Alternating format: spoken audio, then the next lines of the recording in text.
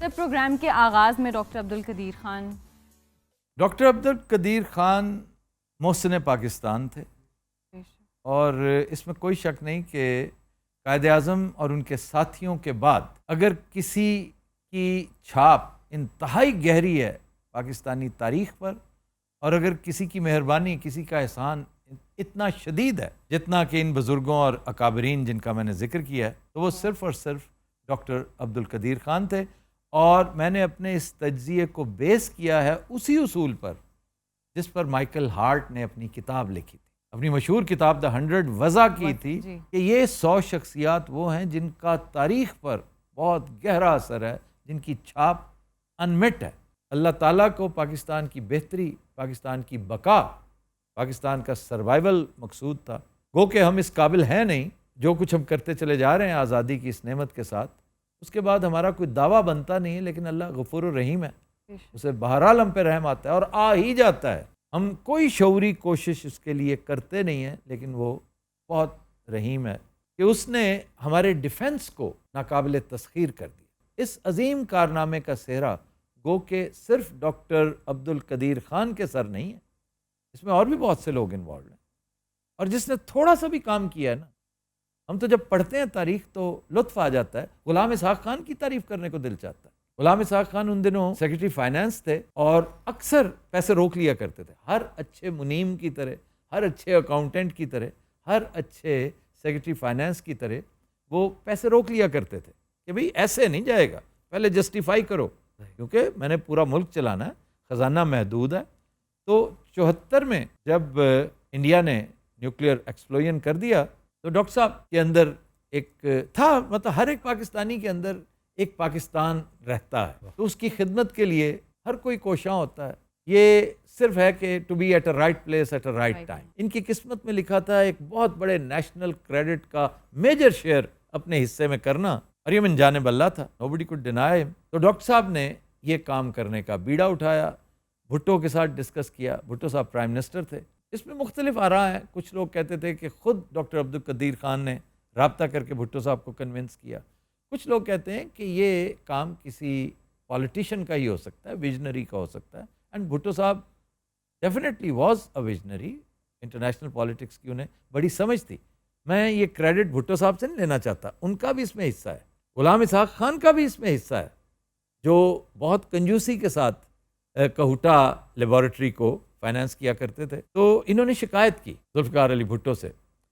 تو بھٹو صاحب نے بڑا محتاط ہو کے بات کیا کرتے تھے غلام اسحاق خان کے ساتھ، کیونکہ وہ جس ٹائپ کے تھے اور پھر پٹھان بھی تھے، بات پہ اڑ گئے تو اڑ گئے. تو انہوں نے کہا کہ خان صاحب میں آپ کی کسی بات میں دخل نہیں دیتا، آپ کو پتہ ہے. انہوں نے کہا ہاں جی مجھے پتہ ہے آپ نہیں دخل دیتے، تو براہ کرم آج بھی نہ دیجیے گا.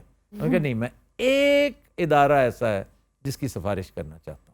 جس پر انہوں نے کہا کہ آپ وہ کوہوٹا لیبارٹری کی بات تو نہیں کرنا چاہ رہے؟ انہوں نے کہا جی میں اسی کے لیے کہہ رہا ہوں، پلیز آج کے بعد آپ نے مجھے کنسلٹ کیے بغیر جو کچھ وہ مانگے آنکھیں بند کر کے دے دینا. انہوں نے کہا آپ کے حکم کی تعمیل ہوگی سر، آپ نے جب کہہ دیا میں پوچھ سکتا ہوں کہ وہاں ہو کیا رہا ہے. انہوں نے کہا یہ آپ کو وقت بتائے گا کہ وہاں پر اس ٹوٹے پھوٹے سے سٹرکچر میں، اس ٹین کی چھت کے نیچے ہم کر کیا رہے ہیں. تو اس سارے معاملے میں جتنے لوگ تھے، میں کہتا ہوں وہ کلرک بھی، وہ اسپاٹ بوائے بھی، وہ نائب قاصد بھی، جس نے اتنا سا بھی رول پلے کیا ہے پاکستان کی اس فورٹیفیکیشن میں، ہم اس کے مرہون منت ہیں. لیکن ان سب کا سرخیل ڈاکٹر عبدالقدیر خان آج ہم میں نہیں ہے. اللہ تعالیٰ ان کے درجات بہت بلند کرے. وہ ایک بہت شاندار شخصیت تھے، بہت لاجواب آدمی تھے، اور پاکستانی اگر اس کے اندر واقعی پاکستان بستا ہے تو کبھی ڈاکٹر صاحب کی خدمات فراموش نہیں کر سکے گا. however ڈاکٹر صاحب کے معاملات کچھ ایسے تھے کہ میرے جیسا بندہ ہمیشہ کڑتا تھا، اس پہ ان کے آنسو روتا تھا. اور ڈاکٹر صاحب اپنے منہ سے کئی دفعہ کہہ چکے ہیں، آپ نے سنا ہوگا سہیل وڑائچ کے ساتھ گفتگو کرتے ہوئے کس افسوس کا اظہار انہوں نے کیا، جیسے ایک شخص پچھتا رہا ہے، چاہے کوئی پچھتاوا زندگی میں، کوئی ریپینٹنس. ان کا واقعی میں نے اس قوم کی خدمت کیوں کی؟ میں یہی وقت درس و تدریس پہ لگاتا، مجھے کس ادارے نے آفریں نہیں کی تھی. میں وہاں وزٹنگ پروفیسر ہو جاتا, اچھی جگہوں پہ مزہ کرتا, اپنی ریٹائرڈ لائف خوبصورت گزارتا. یہ میں نے پل سرات تھا جس کے اوپر سے گزر کر یورینیم کو انریچ کیا ہے. آپ کو پتہ ہے میٹلرجسٹ تھے, جی بالکل, لوگ کہتے ہیں ایٹمی سائنسدان. جی ایٹمی سائنسدان کہہ دینا از این اوور سمپلیفیکیشن. وہ جیسے کہتے ہیں کہ یہ سرجن ہے, یہ نہیں کہتے کہ کارڈیولوجسٹ ہے, جی کارڈیو سرجن وہ ایک اور چیز ہے. میٹلرجی ایک چیز ہے جس کا سب سے گہرا اثر ہے, سب سے تگڑا اثر ہے. ایٹم کیا ہے؟ ایٹم کس چیز کا؟ یورینیم کا. یورینیم کیا ہے؟ دھات ہے, میٹلرجی میں آتا ہے. Radio active substance. پھر دوسرا, پاکستان یورینیم تو انرچ کر ہی بیٹھا تھا, پاکستان کی جو وہیکل ہے نا وہ بڑی شاندار ہے. پاکستان کے کیریئرز, پاکستان کا مسل سسٹم, سبحان اللہ, انتہائی شاندار. کرائیوجینک ٹیکنالوجی, سوچ نہیں سکتا تھا انڈیا کہ یہ بھی ایک چیز ہے جو بولز آئی ٹارگٹ کو ہٹ کرتی ہے. اس دور کی, میں اس دور کی کمپیئر کر رہا ہوں. سوویت بیسڈ انڈین ٹیکنالوجی, اس میں مارجن آف ایرر پتہ کیا تھا؟ 10 کلومیٹرز. کہ اگر وہاں سے مسل پھینکا جائے تو 10 کلومیٹرز دور جا کے بھی گر سکتا ہے, جس کو ہم سکڈ مسل کہتے ہیں. سکڈ کے بارے میں کہتے ہیں یہ دکھاتا کبھی ہے مارتا سجی ہے, اس کا پتہ ہی نہیں چلتا. اور کرائیوجینک ٹیکنالوجی جس کا صحرا صرف اور صرف ڈاکٹر صاحب مرحوم مغفور کے سر ہے, اس کی پریسین کا اندازہ کریں کہ پتہ ہے کتنا مارجن تھا؟ 10 فیٹ کا. 10 فیٹ. کیا بات ہے. اس لیے کہ یہ ویسٹرن ٹیکنالوجی تھی. اب وہ کیسے آئی ہم تک, کن کن مراحل سے گزر کے, کیا کیا پاپڑ کس کس نے بیلے, آج بہت سے اس دنیا میں نہیں ہیں. ہم ان سب کو خراج تحسین پیش کر رہے ہیں. نہ چاہتے ہوئے بھی ایک دو لوگوں کے نام آ رہے ہیں سیاسی طور پر کہ وہ بھی اس میں بڑا رول پلے کرتے رہے. کچھ سماجی شخصیات بھی ایسی تھیں, اور ان کی یہ بہت شاندار خدمت تھی کہ جنہوں نے پاکستان تک یہ ٹیکنالوجی پہنچائی. It came from Europe. Doctor صاحب ہالینڈ میں ایک لیب تھی, اس میں کام کرتے تھے.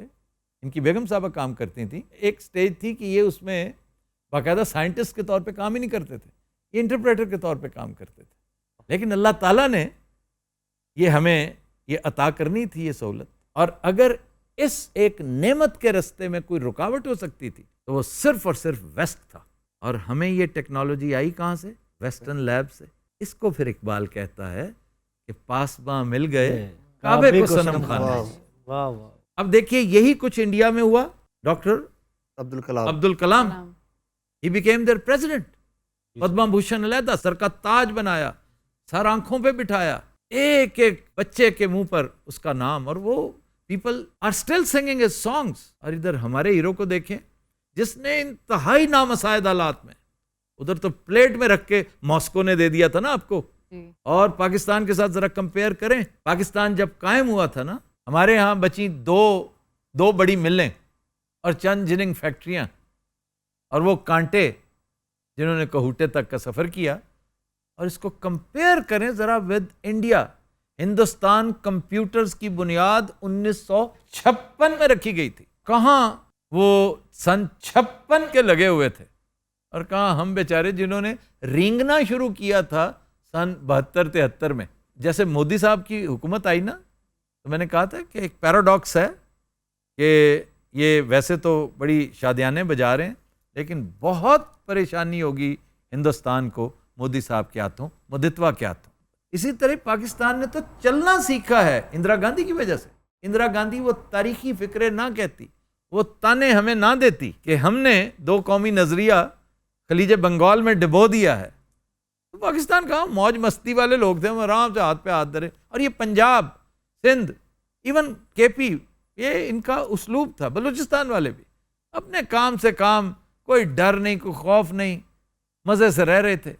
تو جب سر پہ پڑی نا 16 دسمبر 1971, ایک خوں آشام رات تھی جس نے ہمیں چلنا سکھا دیا. 1971 کے بعد کی سٹرگل ہے ساری جو آج آپ کے سامنے, وہ سن 56 سے شروع ہوئے تھے. گاندھی نے مرن بھرت کیوں رکھا تھا؟ گاندھی کو گاڈسے نے کیوں مرڈر کیا تھا؟ انہوں نے کہا میں تا دمِ مرگ بھوک ہڑتال کروں گا اگر تم نے پاکستان کو اس کے احساسے نہ دیے. ایک غریب ملک, چھوٹا سا, آپ کا بھائی ہے, بچھڑ گیا الگ بات ہے, چلو ہمارا سارا پیسہ تو ادھر تھا, یہاں تو کوئی بیس ہی نہیں تھی, نہ انڈسٹریل اور نہ فائنینشیل. ان کے احساسے دو. اور آپ کی اطلاع کے لیے عرض ہے کہ اب تک دریاب صاحب ہمارے اثاثے انڈیا کے پاس ہیں وہی سر جو ابھی تک ہمارا کلیم ہے کوئی نہیں ہے، چلو ٹھیک ہے، ہم اتنے میں خوش ہیں، من موجی ہیں نا، اس معاملے میں ہم بڑے لوری ہیں کہ کوئی نہیں، ویلاؤ نہیں رہتے ابھی نہیں رہے گا اور دے دے گا. اور اللہ اور دے دے گا، اور ہم سروائیو کر گئے. لیکن گاندھی جی نے کہا کہ آپ اگر نہیں دیں گے تو پاکستان مر جائے گا. آپ کیسے برداشت کریں گے؟ نہ صرف چھوڑ دیں، وہ آپ کے بھائی تھے، وہ آپ کا نیبر تو ہے نا. اس پر نتھو رام گوڈسے نے کہا آپ پاکستان کے بارے میں یہ سوچتے ہیں؟ اللہ پڑھ پھر he killed him, he killed the Bapu, father of the nation.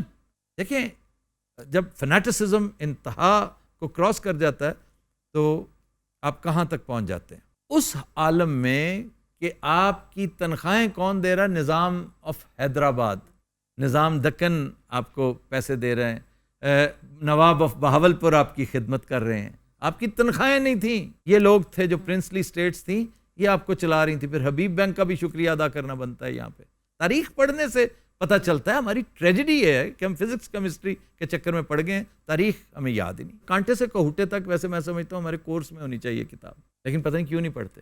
Do you know کانٹے سے مراد کیا ہے؟ آپ تو جانتے ہیں نا. کانٹا سر سر وہ جو تولنے والا کانٹا. نو کانٹا چلیں ریپیٹ کرتے ہیں، کوئی بات نہیں. گو کہ یہ بات میں لاتعداد مرتبہ اپنے شوز بھی تو میرے خیال پچھلی 2 صدیوں سے کر رہا ہوں اور کتنے زیادہ کر رہے ہیں. اور کتنے سے نہیں. یہ باتیں تو میں نے حسب حال میں کر رکھی ہیں، خبرناک میں کر رکھی ہیں، اس کے بعد کبھی ضرورت ہی نہیں محسوس ہوئی. میں اللہ تعالیٰ کا شکر ادا کرتے ہوئے بڑی عاجزی کے ساتھ یہ انکشاف کر رہا ہوں. کوئی دعویٰ نہیں، انکشاف ہے، کیونکہ اللہ تعالیٰ نے ہمیں اور بڑی عزت دی ہے بعد میں اسی فیلڈ سے. یہ خبردار میری صحافتی کا مرہون منت ہے، یہ کوئی انڈسٹریل بیس نہیں ہے اس کی. یہ سٹوری 1986 میں پاکستان کے نیوکلیئر ہونے کی پہلی دفعہ دی نیشن جو نیا آ رہا تھا اخبار، انگریزی اخبار تھا، اس نے بریک کی تھی. اور اس کے ایڈیٹر اللہ تعالیٰ غریق رحمت کرے عارف نظامی، جو 1 مہینہ اس سے پہلے انتقال ہوا ان کا، وہ ایک دفعہ فلور پہ آئے تو کہنے لگے کہ ضیاء الحق از ان ٹاؤن. ایک یہاں پہ کانفرنس ہو رہی تھی ایکسپو 86، اب بھی ہوتی ہے ایکسپو، ایون ایکسپو سینٹر جو ہے اگر آپ کو یاد ہو تو یہ اسی کی یاد میں بنا ہوا ہے. اس وقت ایکسپو 86 ہوئی تھی قذافی اسٹیڈیم میں. تو کہنے لگے کہ president is coming to Lahore and he wants to reveal a few things. میں بھی سن رہا تھا تو 1-2 سینئرز نے کہا جی ٹھیک ہے ہم کور کر لیں گے. انہوں نے کہا نہیں کور کچھ نہیں کرنا.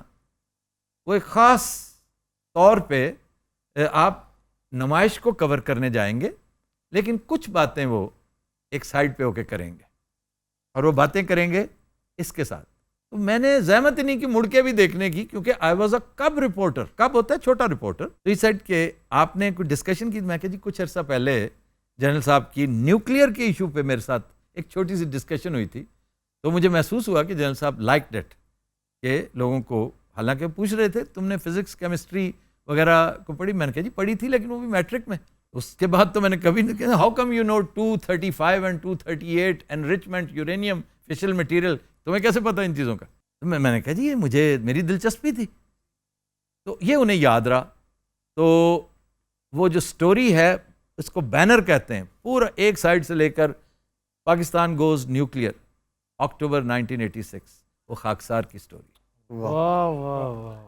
کانٹے سے کہوٹے تک ایک کتاب ہے جس میں اس نے کیا شاندار نام ہے. میں سمجھتا ہوں اس بندے کو اس نام پہ انعام ملنا چاہیے، نوبیل ملنا چاہیے. ہمیں اگر اپنے آپ کو تلاش کرنا ہے نا کسی دن، جس کو بھی یہ شوق چڑھا اس کو تاریخ کا کوڑا پرولنا پڑے گا. اسی میں سے حقیقت نکلے گی کہ ہم تھے کیا، بن کیا گئے. تو اس غربت کے عالم میں آپ کے سیکریٹریٹ میں جو کلرکس تھے نا، جو سیکشن آفیسرز تھے، وہ آپ کی فائلیں جب 3-4 صفحوں کی ایک ڈاکیومنٹ ہوتی ہے نا، اس کو لف کرنے کے لیے، اٹیچ کرنے کے لیے کامن پین افورڈ نہیں کر سکتے تھے. تو جس علاقے میں ہم بیٹھے ہوئے نا، یہ جو قصور روڈ ہے جی، یہاں پر ببول کے درخت ہوتے تھے بہت زیادہ. تو صبح صبح یہ خانہ بدوش عورتیں، ان کے شوہر چھلائی کیا کرتے تھے شاخوں کی، جنہیں ان کی بھیڑ بکریاں کھاتی تھیں.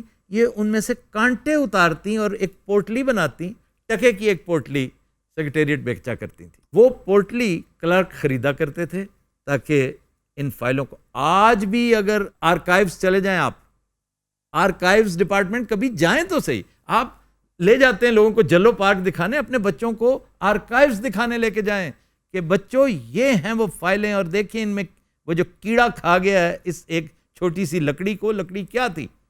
وہ لکڑی دراصل کانٹا تھی. کانٹے سے چلتا ہوا یہ سفر کہوٹے تک پہنچا اور پاکستان ناقابل تسخیر ہوا. یہ بہت بڑی عطا رب کریم کی تھی, لیکن وسیلہ جو 5-4 لوگ بنے ان کا سرخیل آج ہم میں نہیں ہے, اور آج ہم اسے یاد کریں.